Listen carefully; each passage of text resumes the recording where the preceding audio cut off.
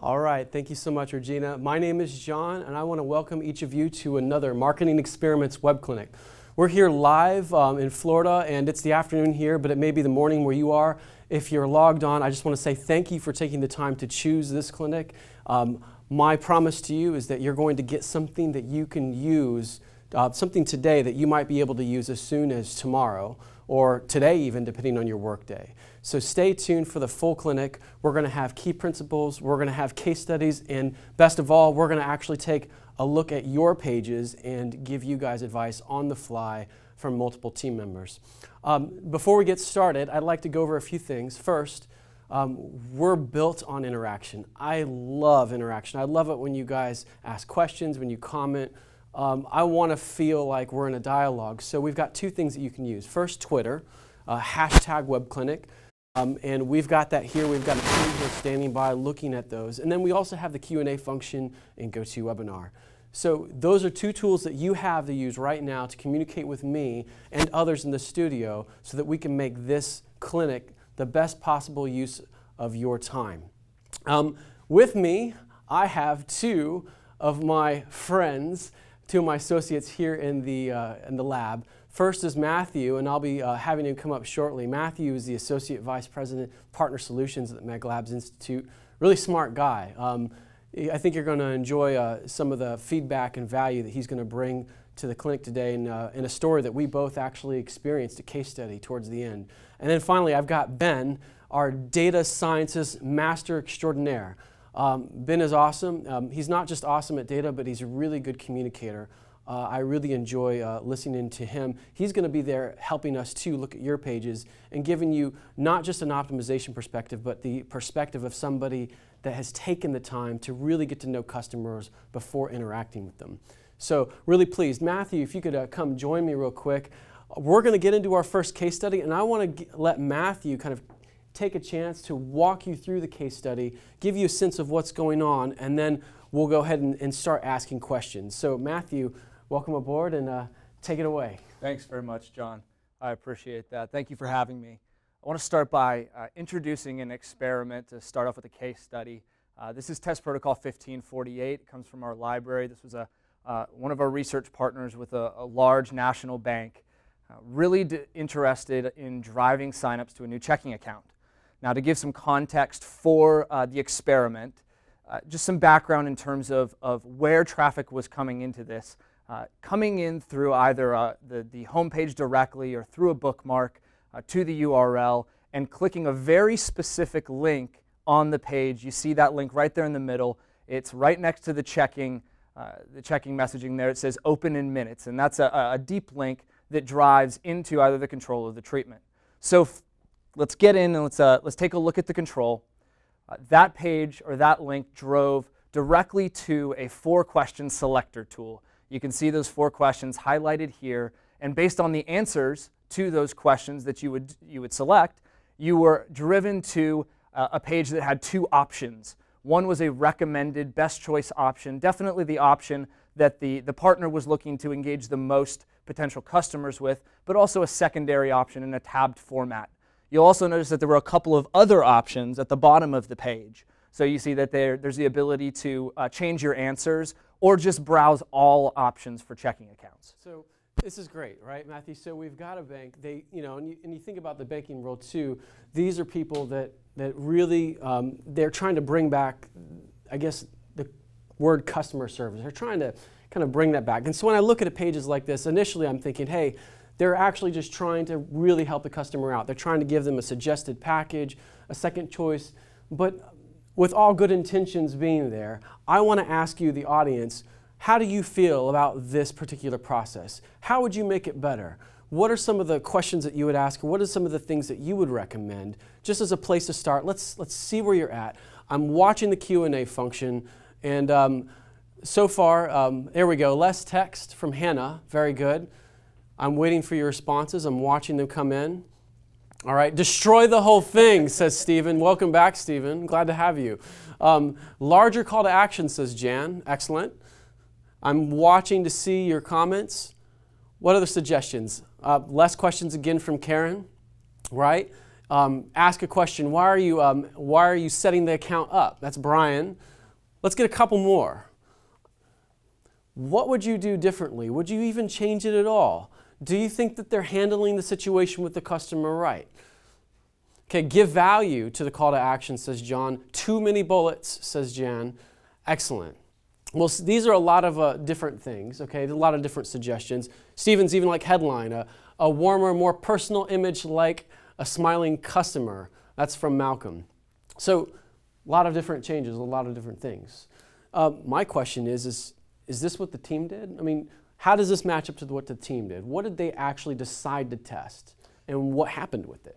Yeah, so I think there's a lot of very valuable points that have been brought up by the audience. We hypothesized a couple of things. Number one, you've got two steps right off the bat. So for somebody who's coming in and really, they're already pretty deep in the process, that's a lot of perceived cost to get through all of these steps. And so the couple of things that we did, we actually created a pair of treatments for this test. We'll take a look at the first treatment. We got rid of the checking selector tool, and we went straight into presenting a few options for potential checking accounts they could open. You can see those options are tabbed at the top. Once again, highlighting the recommended option that we would desire most customers to go into, but giving them options. Clear call to action at the bottom there, and some features and benefits to highlight the value. So the big thing here, Matthew, if I'm seeing it correctly, is they just kind of did away with the tool that helps them make a recommendation. So they're taking that away, but instead just giving you recommendations right off the bat without asking you any questions. That's correct. Okay, excellent. Yeah.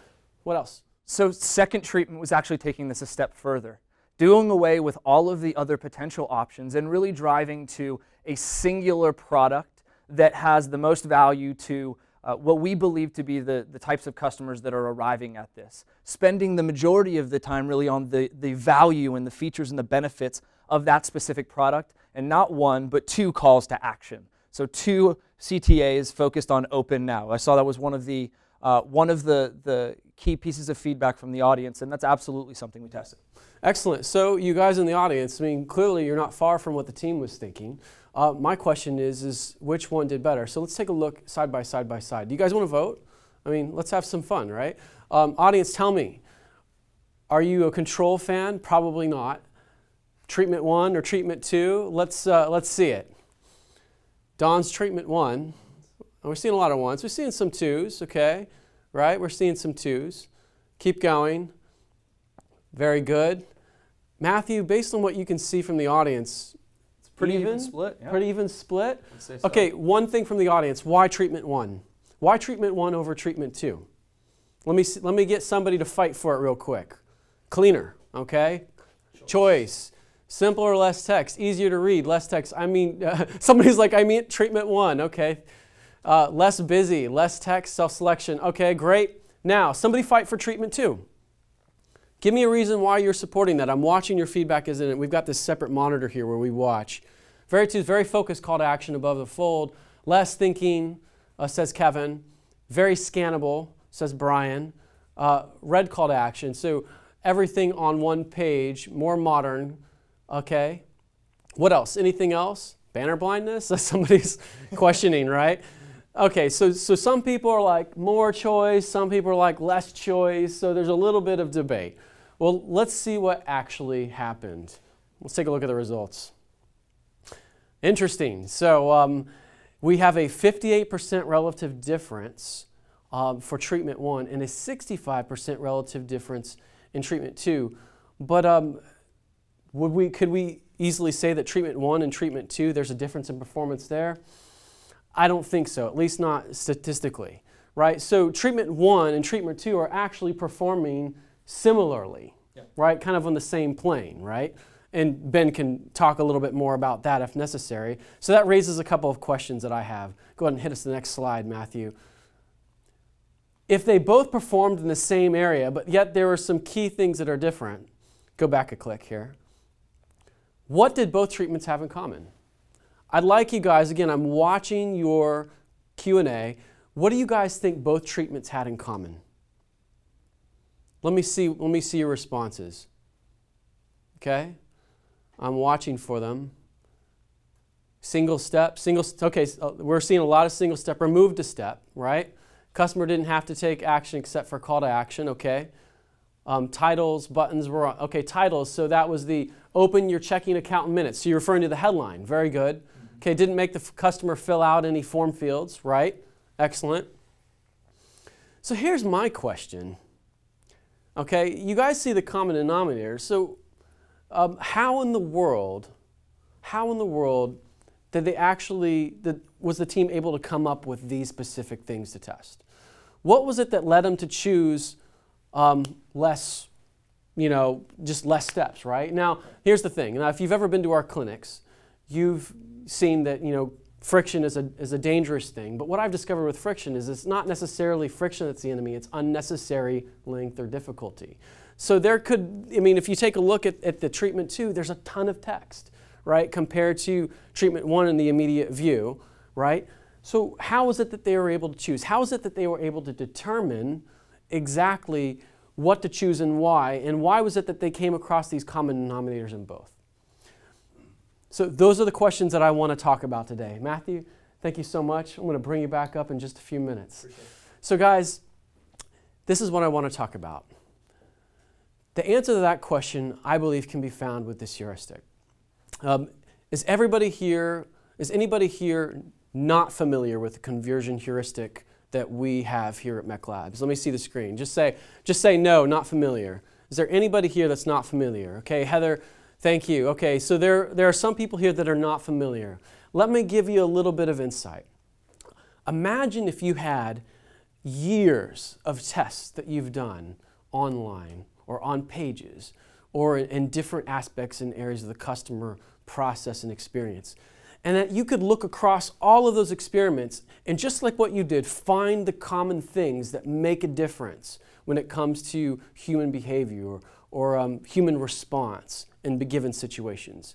What would you do with that data? Well, that's kind of what we've done here. Is we've got a library of thousands of experiments. You can look up more about MECLABS online and about marketing experiments and the research. But ultimately, we've been able to take all of that research and we've been able to distill from that the 5 key levers that influence a customer action, the desired customer action, which is conversion. And here are the 5 different elements. You've got the motivation of the user, the clarity of the value, the incentive, friction elements present, and the anxiety elements present. And in fact, we've got a whole entire training course on this particular heuristic. But that's not what I want to focus on today. What I want to focus on today is the one element that, in terms of importance, outweighs all of them. Keep in mind, this is not a math equation that you can solve. This is a guide. Those numbers in front of the letters simply represent weight. How important is this aspect or this lever compared to another? And the motivation of the user is by far the most important, right? So what is the motivation of the user? How would you define it? What can we learn from you right now, John, that you could take and actually use today or tomorrow to affect a difference in your marketing and your collateral? Well, let me define it. I define motivation as the immediate compatibility of the marketing message to the recipient's motivations, right? So what do I mean by this? Let me give you a classic example. Is there anybody in the audience online that has kids? Anybody? Say yes, kids, love them, still work? Yes, okay, okay, very good. Oh yeah, you guys got kids. Do you guys remember going through the terrible twos? Let me get a shout out. Anybody going through the terrible twos right now? Oh, there's a smile, there's a frown face. Yes. Well, listen, I've got this beautiful daughter. Her name is Lila, and as you can imagine, she was recently born a couple of years ago. She came a little early, but she's doing great. This is her on a normal given time frame. But ever since she turned 2, in the spark of a moment, she could become like this. Now, I don't know if you guys have ever experienced that, but to be frank, I'm in the middle of it, and if you guys sent me an email advertising advice on defeating the terrible twos, I don't care how terrible your email is, I don't care how poorly it was designed, you're going to get my attention. Why? Because I'm trying to solve this problem, right? I'm trying to solve this issue of how to deal with my daughter when she doesn't want to listen to me, when she wants to do her own thing, when she wants to fight back and scream back, right? That's kind of what I'm dealing with. In the same way, there are customers that are coming to your site, that are encountering your product, that also have a story. I believe that there's a story behind everything that's bought. And what would happen if we could actually discover the customer story and align our marketing messages and our processes to fit that scenario, to fit that situation, to fit those wants and to fit those needs, to fit those habits and to fit those things, right? That's what this lever is all about. It's about finding the customer story, and it's about aligning our marketing and our processes with that story. So this is what I want to do today. I want to pose 4 questions. And I want to give you these 4 questions. You're going to think, John, these are very basic questions. But I want you to use these very basic questions, and I want you to rethink of them in a marketing context. And I want you to say, how could I use these questions to detect the story of my customer or the majority of my customers coming to a given place? And how can I use that information to inform what I should do differently? What are the questions, John? What are the things that I should be asking? What are the clues that I need to see that I can immediately use to make my marketing better? That's what I want the focus of the rest of this clinic to be. Let's start with the first question. Who is the customer? Well, that's real basic. That's nothing new. But you'd be surprised at how many people skip this step, or they overthink it or they underthink it. Let's talk about this a little bit. Our baseline of ideas about our customers are formed by what we would call customer theory. And then as marketers, our job is really to try and close the gap of what we don't know about the customer, what we do know. Why? Well, if I can only figure my daughter out, maybe I could learn how to interact with her to mitigate all those terrible twos moments, to reduce them, to alleviate my stress, and to alleviate hers, frankly, right? So take this concept of customer theory and apply it to your marketing. If I could learn just a little bit more about the customer, I might be able to accurately predict how they're going to act in a situation, or even to a given offer, right? And I'm not just limited to like focus groups and things that we associate with learning. You're like, oh, what's a demographic profile? What's all this? I can also look at the data. There are many different clues that I can look at to try and help me understand the customer and to give me a sense of their story. So here's an example. Here's some of the questions that you can ask. I want you to pay attention to the right. Objective, what are the customer's main goals and desired outcomes? So if you're looking at a page, you're evaluating a particular place in the thought sequence or the funnel, ask these questions. And then once you ask these questions and you feel like you've got an answer based off of something, then ask yourself, well, how would I change this page based on those things? What would I do differently? If I were those people, what would I expect? What would I hope for? And what I'm trying to accomplish, if I'm the customer and I'm trying to accomplish something by getting a checking account, what am I hoping for in this whole process, right? These are great questions that you can ask. And you can arrange them in a sheet like this. In fact, you might already have personas on file for your customers. Go back to them. Take a look at them. Use it as a reminder every time you go look at a piece of marketing and ask yourself, specific to this process, who are these people? What do I know about them? And what can I learn about them and what can I apply? Applied to the example. Now here's a situation where we didn't have much. This is a team. And you can imagine when we're dealing with the consumer world, this team's like, oh man, every person is our customer, right? We want everybody to bank with us. If that's the case, it's okay. That doesn't mean that you're out of luck, right? But it does mean that you still need to take the time to try and get an answer to that. segmentation is a great tool that we can use to try and narrow down. And Ben's an expert on that, frankly, and you should email him afterwards about that. But listen, get to know your customers. And in a situation like this, there really wasn't a whole lot that the team could use, but that still didn't, that all hope wasn't lost yet. Because there are 3 other questions. The second one is, where do they come from? This is an extremely important question to ask, especially when you're dealing in all phases of especially with channel marketing these days, right? So let's take a look. In this example in the case study, right, the one thing that we knew, and the clue that we gave you in the beginning, is that the customer, or the majority of customers that we were trying to focus on and trying to really speak to or change the experience for, arrived at the homepage via a URL or bookmark. What would that tell about the motivation? Well, it might say that they already know who the bank is because they had the address that they could type in.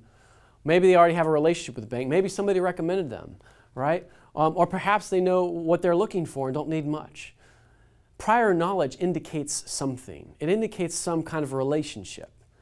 When you meet somebody and then you go and meet them again, do you start off by saying, "Hi, my name is John. How are you?" "John, I thought we went over this." No. You continue where you left off. This question helps you to figure out where to continue. And in this case, this was a really important clue that we were able to leverage. Let's take a look at another question that we asked. What have they done so far? Well, in this case, the customer clicked on Open in Minutes link. And look how buried that link is. Guys, listen, for you to find a link like that, you're either looking to pay your bill or you're looking to accomplish a mission. I mean, seriously, there's a lot, there's some serious what they call decidophobia here, right? But the people that have a mission to accomplish, they're looking for something, can overcome that. Have you ever, a site like this ever stopped you from paying your bill on time? Don't you just hate it when a website completely changes and you're like, okay, where's the pay the bill sign, right? You take your time to find it because if you don't, you're in trouble. These people obviously felt some kind of urgency or felt some need to dig and find that particular link. It's an important clue. Here are the kind of implicit things that we could draw from that. And then finally, here's another question. How do we expect them to proceed? Well, let's take a look at it. They navigated to the home page. They typed in the bank name. So there's a prior relationship probably. They went through the trouble of deciphering through a massive amount of links to find one particular link, and they clicked on it, Open in Minutes. What's the logical next step? What do you guys think? What do you guys think is the next law? I'll wait. They just say, I've got 10 minutes for the clinic. I'll wait 10 minutes. What do you guys think is the logical next step? Right? They want to open the account in minutes. They want to get started. They're ready to fill out the form. They're ready to go, right?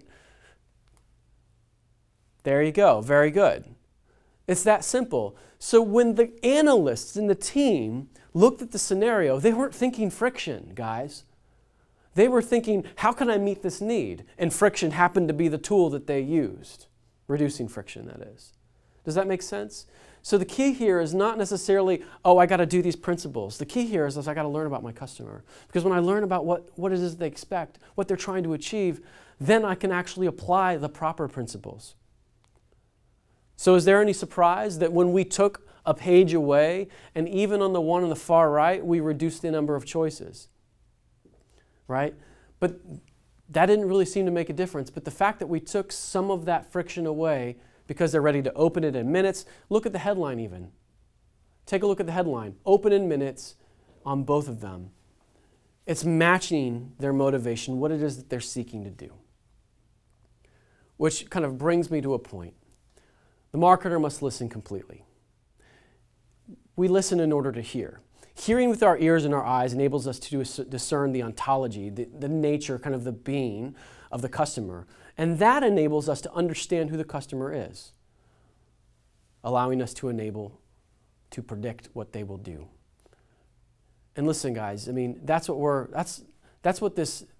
all of this stuff about figuring out who the customer is about, right? It's about trying to predict what they're going to do so that we can serve them best with the experience that matches that story.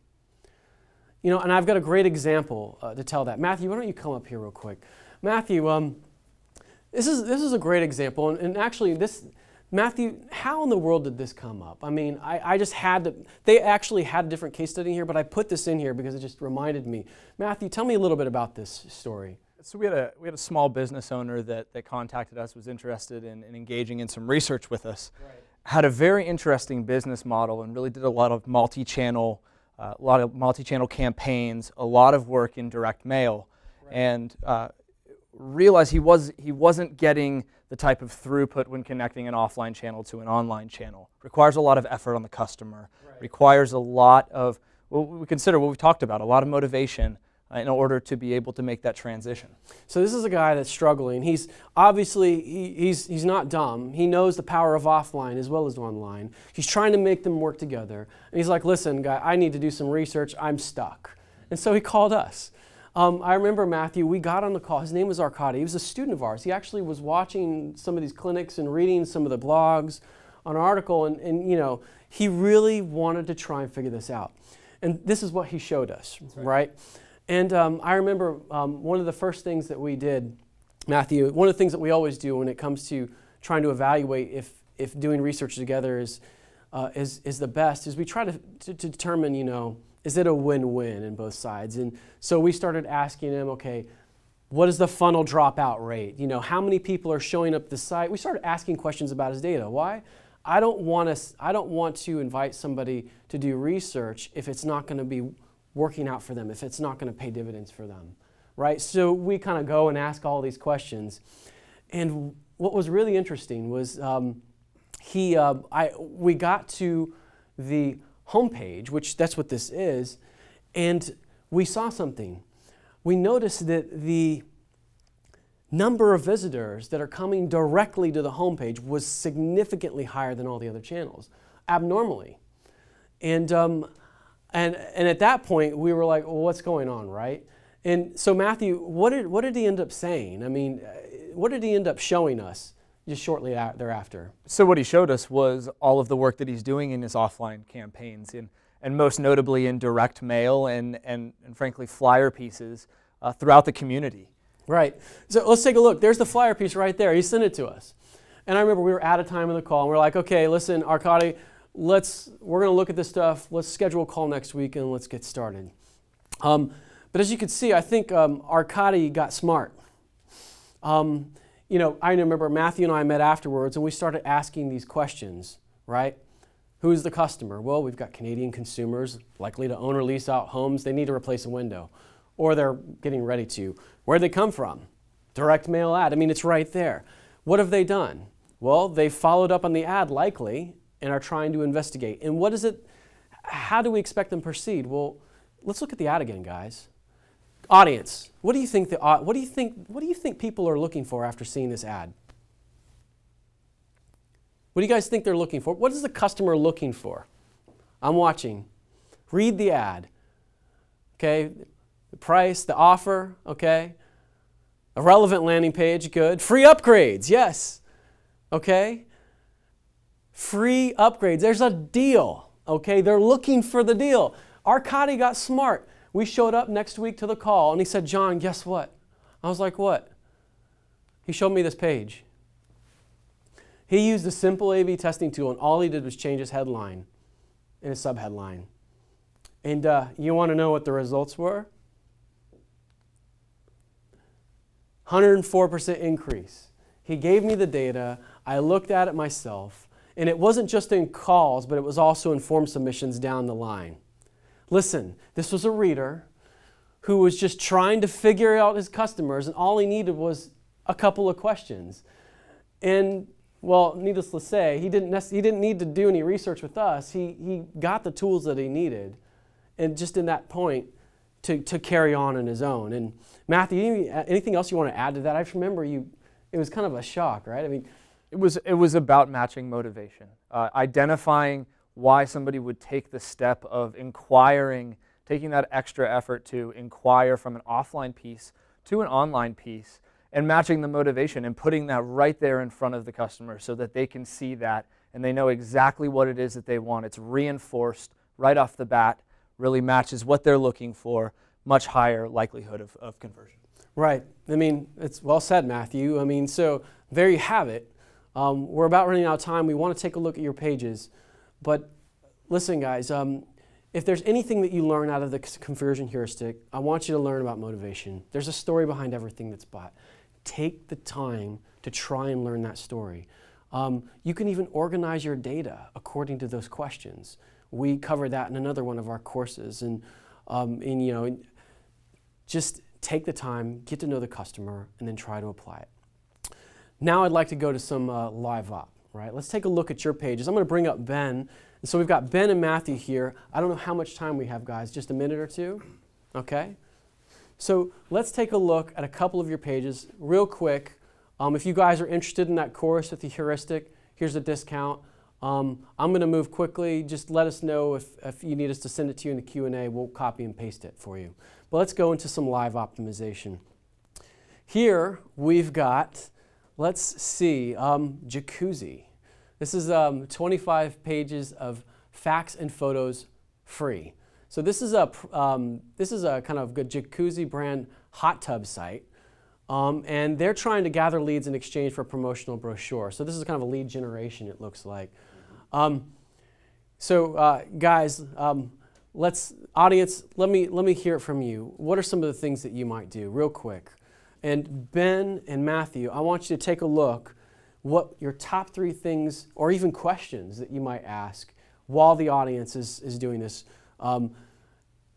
Tell us, Ben, real quick, what are the top 3 things, or the top 3 questions that you would have, or the top 3 things that you would do when you look at a page like this? What are some of the thoughts that you have? Right, so I actually had the benefit of looking at this page earlier today, and I actually went to the jacuzzi site and I said, well, how are they getting there? What is their motivation? Right. If I was taking from a data perspective, I would go and do the next page reports and previous page reports and all these kinds of things to figure out where they're coming from.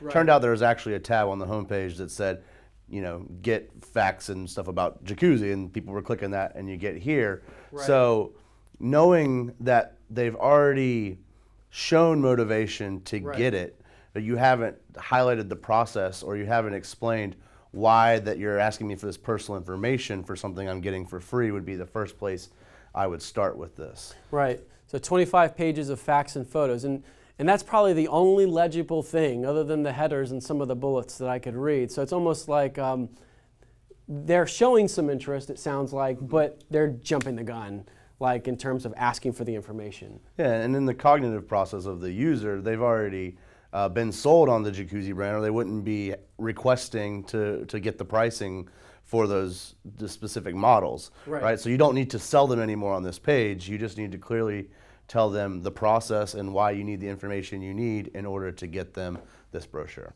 Awesome. Guys, I know we're running low on time, but listen, we'll do a couple, just 1 or 2 more if you're willing to stay on with us. And so if you need to run, thank you so much. But Matthew, let me hear from you. Just your top thing. I mean, whether it's a question that you might ask or a recommendation based on what Ben's saying, what perspective can you add to helping this page perform better? Yeah, I would say a little bit more value earlier on in the process. It's a heavy request for not a whole lot of information. You're going to get 25 pages of facts and photos, but what does that really mean? Right. What detail is there? You do find it on this page.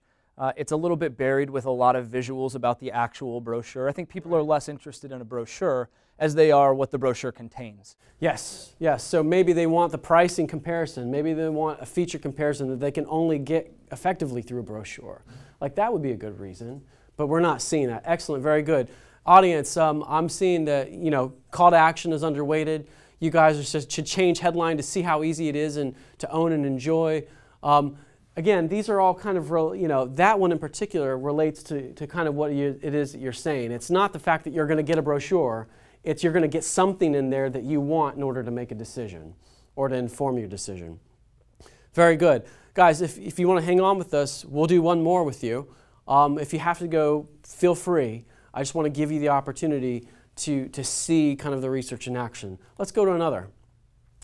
Playa Realty and Management. Okay? This is a primary audience is for property owners and to The idea, the purpose here is to acquire potential property management leads. Okay? So audience, if you're still with us, what are your thoughts? Let's wait for them. I'm going to call on you guys in just a moment. 2 calls to action. That's a question from is it Hans or Hannah? Yeah. Where's the headline? Steven says. What a mess, says Dave. Lots of calls to action above the fold, says Brian. What are they selling? Asks Steve. Okay, no value prop, says John. Wow. Well, Ben, what do you think?